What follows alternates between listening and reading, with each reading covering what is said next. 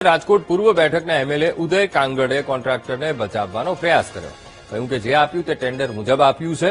Tender બહાર કાંઈ પણ આપવામાં નથી આવ્યું અને આટલું મોટું ડિમોલિશન કરવામાં આવ્યું તે મોટી વાત છે.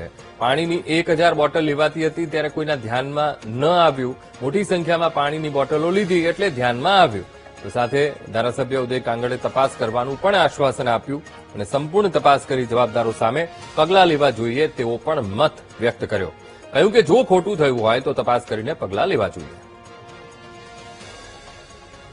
જે તે સમયે જે કઈ વસ્તુ છે એ ટેન્ડરથી થયેલી વસ્તુ છે.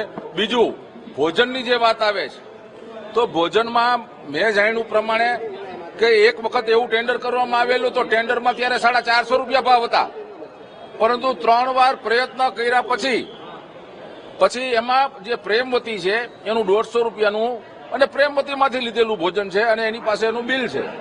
અને પ્રેમવતી એક સામાજિક અને ધાર્મિક સંસ્થા છે એટલે આને કોઈ મેન આવડું મોટું ઓપરેશન થયું છે અને ઓપરેશન થાય ત્યારે ખર્ચો થાય તે સ્વાભાવિક છે.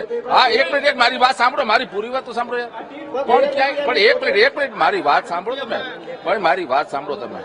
પણ ક્યાંય નાના મોટી કોઈ નીચેના કોઈ અધિકારીએ કે કર્મચારીએ આવી કોઈ ગેરરીતિ કરી હોય તો એની ઉપર સંપૂર્ણ તપાસ કરી અને પગલાં લેવામાં આવે.